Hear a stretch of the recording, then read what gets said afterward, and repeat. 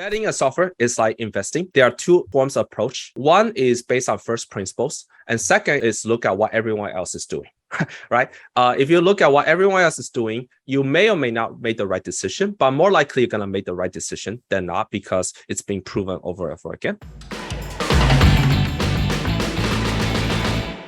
Hey, welcome to the show today. Thanks for having me. Again, you were at Dealmaker Live. You were a sponsor there. Really love the software product you have around investor management. Before we get into some of that stuff, you're also a syndicator and an entrepreneur. Tell us a little bit about yourself. So my name is Perry Zheng. I'm the founder and CEO of Cashflow Portal. I live in Seattle. I started my career as a software engineer at Amazon, Twitter, and Lyft. I was an engineering manager at Lyft. When I started, it was 300 people. When I left, it was 3,000 people. So I was one of the early employees. Nice. And then I bought about 7 single families in the Bay Area in Seattle. Then I moved into multifamily. In 2019, we bought a 172-unit apartment complex in Dallas. I was the lead syndicator. I raised 3.5 out of the $4.3 million on that deal. In 2020, we bought a 408 units, and in 2021, we bought a 236 unit. I was the lead sponsor on both of them. And 2018 is where I used DocuSign for all of my signatures. 2020, that's when I used a behemoth large syndication software for our raise. And in 2021, I used my own software for the raise. At the time, I couldn't disclose to my LPs that I owned the company because I was still working at Lyft. But my LP said that whatever you're using this time is better than what you used last time. And that was the impetus for me to quit my job.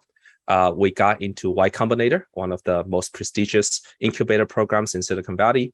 Now we have about 25, 30 employees, and we have about 350 customers and more than 6,000 LPs on the platform. That's pretty cool. So you were a syndicator first, basically before you started developing your own portal.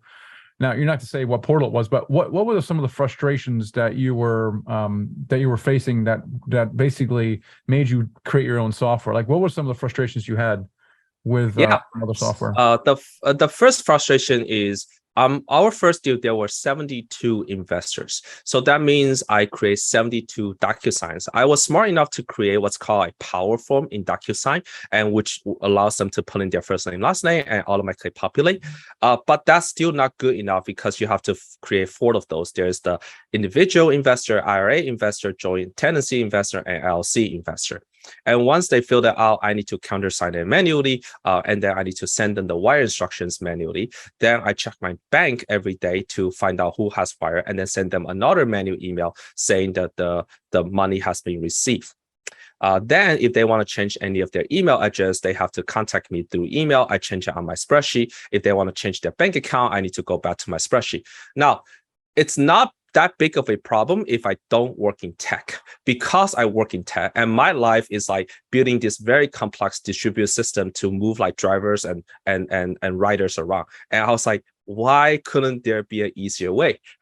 And so it's that juxtaposition between my reality, which is I work in tech, I use like really good software, and the fact that I'm working on this like side hustle and the software is not up to bar. Yeah, it's interesting. It reminds me of the old days when we used to raise money the same way. We used DocuSigns and spreadsheets, and it was great up until I don't know how many investors. This was probably even before you came on, Garrett. But it becomes untenable for the reasons you just mentioned. I mean, in general, what is your advice on when a syndicator should start looking at, investor management software? Great question. I think one of the things we do really well is I like to put on my syndicator hat on, take folks through that journey. So this is basically the advice for someone who's new, starting out. I believe if you are starting out, the first thing is you actually need a spreadsheet. And that spreadsheet contains the first name, last name of people you know. And there's a column that indicates how much equity you can raise from that person, expected value. You should be able to derive that value without like explicitly asking that prospective LP how much they will invest, because that kind of ruins it, right? But based on your one-on-one conversation with them, you have an approximate idea. And that spreadsheet should add up to about $1 million expected raise amount, because then you are more confident going out to other syndicators and say, this is how much I can raise, right? And that does not require any software. I think that's actually more important than anything you do. Then the next step is to kind of branch out into two separate areas. One is a very powerful marketing CRM, and people usually use MailChimp, HubSpot, or ActiveCampaign. I've seen those very, very frequently in our industry. And MailChimp is especially nice because if someone else is using MailChimp and they want to share the template with you, it's a click of a button. But if you almost use anything else, then you have to transcribe those messages from one software to the next software, right? Which is not that at the end of the world if you want to do that. So that's the marketing piece. The second piece is a website. A website usually has your investment philosophy. It also has a link called Investor Portal. And then it also has like, how do you get in contact with the team? And the website, there are a bunch of different website providers, Squarespace, Wix, even like apartmentinvestingpro.com that provides those software. And that's actually the easiest part, right? Like you can get it set up in like a day or 2 days. On that website, there's usually a button that says Investor Portal, and which takes you to a white label, your brand, custom brand Investor Portal. Why is that useful? That's useful to get extra lead generations that you can add to your investor database, and it's your job to talk to them before you have your next deal, right? And that's where we come in, where the Investor Portal. So those will be the three things, but they are all secondary importance than having a spreadsheet that gives you a grounded bird's eye view of how much money that you can realistically raise. Yeah, I mean, I think for us, once we got to like 50 investors, it started getting really tedious, right? For the reasons you just mentioned earlier.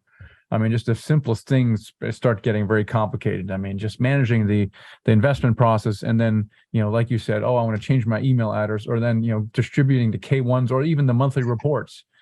All those things are manual. And at one point, that's when we start looking at investor portals, and they automate a lot of these tasks and they make them a lot easier than piecing these things together. But in general, what are some of the benefits of using a portal? I mean, obviously there's time saving benefits, and there's really two people that benefit. One is the syndicator, right? Because we want to make our lives easier, but also you mentioned earlier the investor. So give us some examples of how a portal benefits both the syndicator and the investors.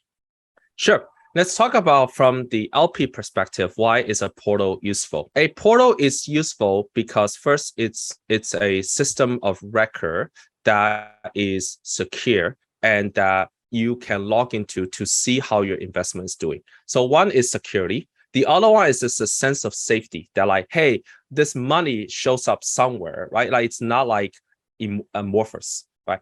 So that's that. And then if you invest or plan to invest in multiple syndications, it's actually also important to capture that data so you can use the same information to invest from one deal to the next deal. You don't want to be logged into like 6 different websites at the end to get 6 different K1s. You want to be able to log into one website that happens to have all the syndicators that you invest with and all their K1s. In fact, it will be really cool if you have a button that just merges all the K1s into a single K1. But we're talking about the future here. LP wants to manage their finances. Real estate is one part of their finance. So you put ourselves in their perspective. Their entire life doesn't revolve around real estate per se. It's a small part of their capital allocation. And they don't want that small part to be bifurcated into like 6 different portals that they have to get, any kind of financial instrument, financial reporting on their investments. That's for the LPs. Now for the GPs, it's a uncountably many benefits of having a portal. I don't even imagine that any syndicator now tries to raise anything more than $5 million without a portal. The number one thing is saving time. The second thing is just looking professional, right? If you do a pen and paper, there is the sense that like, is this investment for real? Is this legit, right? What does my money go? All right. And then the third part is this idea of collaboration with your teammates. A lot of deals right now have co-sponsors or co-GPs, and they want to see their set of investors, and you want to see your set of investors. When you send out emails, you want to make sure that depending on the co-GP's preference, whether those emails will go directly to their LPs or they have the choice of editing it before they go out to their LPs. And you also want to make sure that you don't see their investors' email address and so on. So when you get into it, it's, yeah, you can do accounting too on a spreadsheet, but it doesn't have the permissioning, it doesn't have the structured data, and it doesn't have the sense of professionalism, as we are the QuickBooks for real estate syndication. You can think of it that way.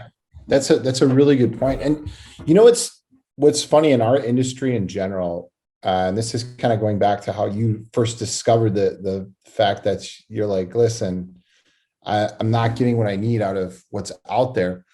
For some reason, this industry, just even real estate in general, seems to be a little bit behind some of the other industries when it comes to technology. You see it. It's just antiquated for whatever reason. The property management industry is a big part of it. And so anytime there's an advancement in technology, like a portal, it's really a cool thing. And it's like, I have a buddy who's really into AI, and he's like, man, this is so untapped. And AI is some of the most advanced technology that exists out in the world.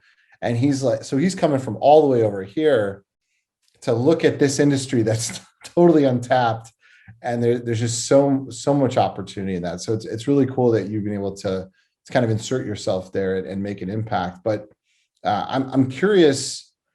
So you mentioned a little bit about this. You're like, listen, investors, they're getting a better experience. But how are some other ways that investors, that syndicators could use a portal to attract more investors? Yeah, great question. By the way, on your last point, that's exactly right. I was talking to a friend about the evolution of technology. 10 years ago, a Silicon Valley archetype is someone who create a technology for technology's sake, like Twitter, Facebook, Instagram, and so on. Right? They almost have no relationship with reality, but they create this amazing website that ends up being multi-billion-dollar companies. Nowadays, it turned out that to create really good software, domain expert is more important than ever before. The best softwares nowadays are the ones that touch on a specific domain that nobody else has the expertise on. This could be shipping, this could be logistics, this could be commercial real estate, this could be a bunch of other things, and medical, or like teledoctor and so on. And I believe that I'm an entrepreneur, and if we were to succeed, it's probably because that this is one of the very first times in which Silicon Valley engineering bar is brought into commercial real estate, right? That hasn't really happened before. And I wonder to myself why that didn't happen before. And the answer might be that if you're really successful in commercial real estate, you probably don't really need to start all over your career again to create a tech company. And if you're very successful as an engineering manager or like the VP of engineering, you probably don't have time to get into commercial real estate. So it takes a while for someone that has like experience on both sides. I'm grateful that I happen to have experience on both sides, and we have an amazing team. So I want to make a comment on that. I did think to myself, why is that there are not that many people that's dabbling on both? All right. So then going back to the GPs, what are the benefits of GPs of using the portal? So there are two ways to get leads. The first way to get leads is you have your own website, and on that website, there's a button called Investor Portal. And that's the website that you, on your social media, you can say, hey, we are an investment firm and we are looking at, Dallas, Texas, and these are the investment criteria we have, and happy to connect. And those are the ones also go to conferences and put the website on their business card and so on, right? And you can drive Facebook ads towards that website. That is a website that you use to gain your own leads. You do your own marketing on it. we Cashflow Portal actually developed a second alternative way. It's a orthogonal way and complementary way to get additional leads, and we call that the Cashflow Marketplace. It's on a different website. You create a multifamily LinkedIn-like biography that has your track record and all the deals that you have done, and you put it on this marketplace. And you don't show this marketplace to your own limited partners, because then that they will see other sponsors hanging out on the marketplace. But that is a alternative way of getting additional leads. So to give a typical example, some people have a website that get their own investors. Some people also get investors on LinkedIn. So LinkedIn is an alternative source of lead magnet. And we want to create a multifamily specific lead magnet. That's the Cashflow Marketplace. That's pretty cool, Perry.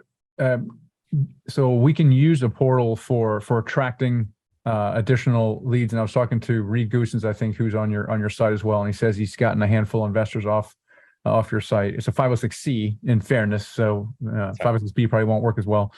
But another, I mean, give us an example of some of the time saving. And there's really two classes of time saving. One is when you're doing an actual capital raise.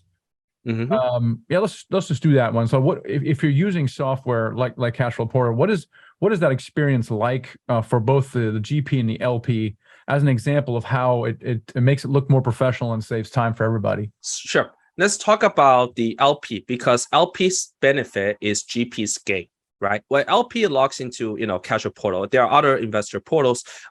What they found is that they have a single login that they can invest with different syndicators. So they have a single login to see entire real estate portfolio.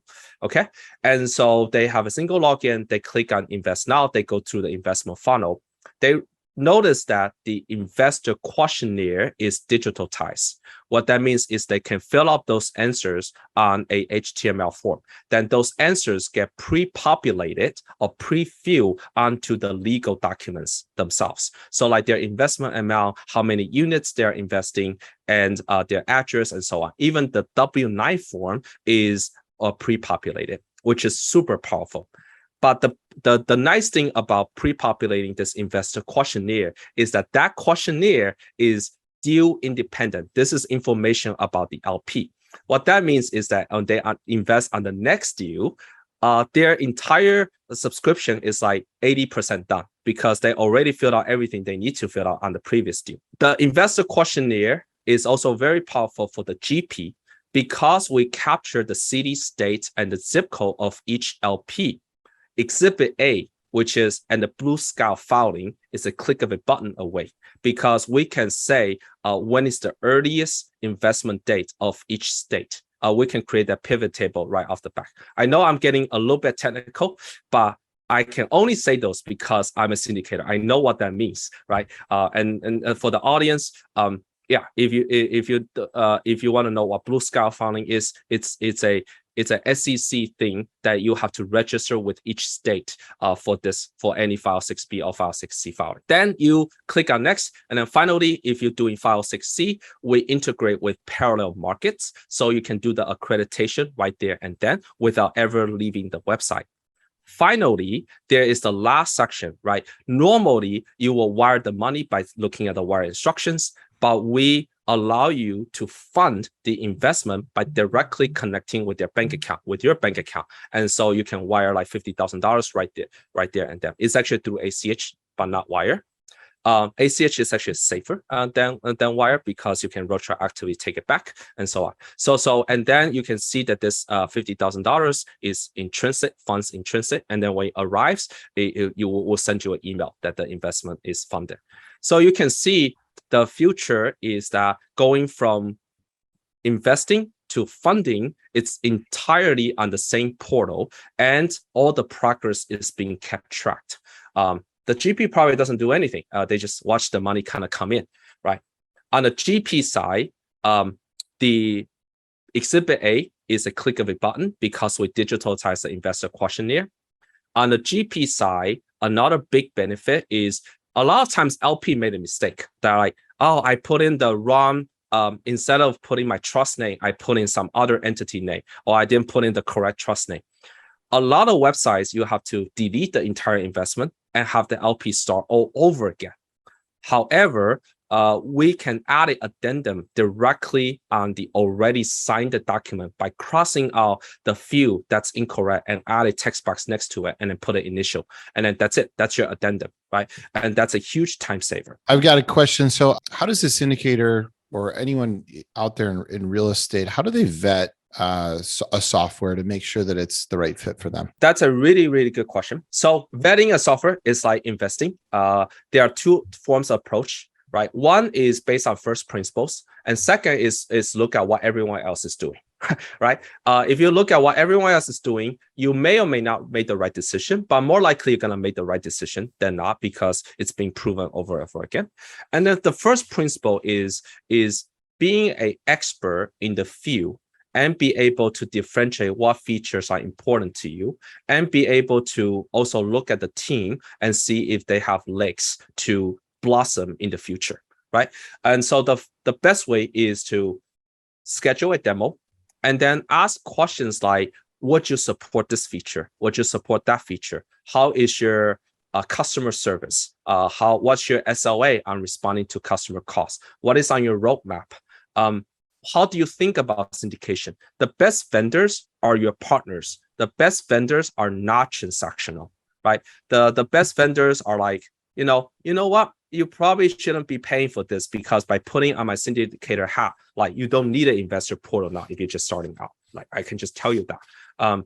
Yeah. So I think it's a judgment or evaluation of a company can be reduced to a judgment of even people or even like your interactions. And so it's, yeah. And you must know that they are competent and they can, and when you do references, by the way, ask how quickly they can fix the bugs.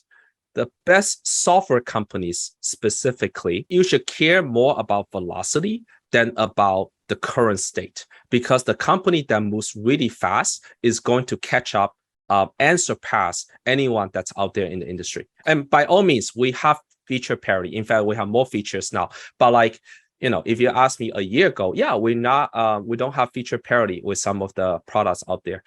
But now I can say, go for feature parity. But when you choose a software or choose any vendor, care about the team, care about their customer support, care about what's their roadmap. And do you think that eventually that will be the best software that you're comfortable using, 3 or 5 years from now? Because it's very hard to change these vendors as when you get stuck. That's a good point. And we've changed vendors now twice, I think, Garrett, in our history. And it's very painful every time we do it. But I think it's a good point. I think there's a lot of different investor portals that probably came out in the last 2, maybe 3 years. They can mushroomed up like crazy. And so you're right. Feature parity is, I think, one consideration. But I think velocity is another one. There were some companies who are more, they're smaller, as a handful of guys, and then there's larger ones. And so I think customer support is very important. How responsive they're. Do they have a dedicated team? And then number 2, what is the roadmap? Because you're it's not like a thing that you can just change in the next 3 months. You're going to be with it for at least a year. At least for a year, probably longer. So understanding the roadmap and where they're going, what horse you're betting on, I think is really important. What are some of the things maybe, and someone looking at investor portals and watching this right now, and they're looking at different portals that are out there. We talked about something to look for. We talked about customer support and roadmap and velocity, things of that nature. But how is currently Cashflow portal, you guys, a little bit different? How are you guys different than some of the other vendors maybe out there? Absolutely. All the features that we try to develop, we try to think from the customer's perspective. So our differentiators are, we have better, easier to use product, we have better technology, and we have way better customer support. All our engineers and customer support are actually in North America, and they all went to amazing universities. And better engineering is, I cannot say good thing. I cannot rave enough about our engineering team. So we have, if you were ever interested, book a demo with us. To give you an example of our engineering and our team, we have about 30 people now, and we have 5 people that went to University of Washington. 2 folks went to University MIT. 1 person went to University of Michigan. 1 person went to Carnegie Mellon, University of Toronto, Sydney Australian University, and 2 people used to work at Facebook. 1 person turned down Google to work with us. 1 person turned down Amazon to work with us. And what I believe is that you can build a very good first version product, but if you don't have the engineering know-how, like the complex engineering, it's actually really hard to change the existing architecture, right? Like if you make one mistake, it's really hard to unwind that whole architecture. So what happens is that initially it looks really, really good. And then you notice like 6 months later, nothing really changes. It's not like they're not working hard. They're just like changing the underlying architecture. It just happens with us that when we built I was super blessed and grateful that I had an engineering background. So when we scale and when we went on this hockey stick growth and the last like few months, it's like every month is a record high. We didn't have to change our underlying architecture. Everything just stood the test of time. And the things that I didn't think about actually pan out really, really well, that we hired the right engineers from the very beginning, from the get-go. That means our initial traction was like we spent like a year and a half just building the product without much traction. But then in the second, 1 year, it's like just really, really fast growth.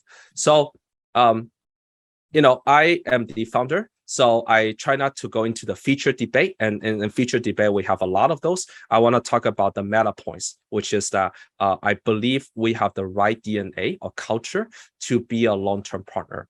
And that's in technology, that's in support, and that's also in the easiness and the modernness of the product. Yeah, so Perry, we like you guys. You hung out with us at Dealmaker Live, and we got a chance to look at your product a little bit. So if you're watching this and you're in the market for investor portal, we recommend Cashflow Portal, and you can find out more about it at dmichaelblank.com/cashflow. That's one word. Just go to Cashflow, and you'll find more information about Perry and his company there as well. It's critical that you make the right choice early on, because like I said, it is kind of a pain in the butt to switch later on, and it simplifies so many things. I mean, I almost say if you've done your first deal and you're ready to scale your portfolio, you should look at a software product like Cashflow. And like I said, there's a bunch out there. Take a look at all of them, and then take a look at a Cashflow Portal as well. So go to themichaelblank.com/cashflow and check out what Perry has provided. Perry, it's been great to have you on the show, man. I appreciate it. Thank you for having me. It's an honor to be on your show.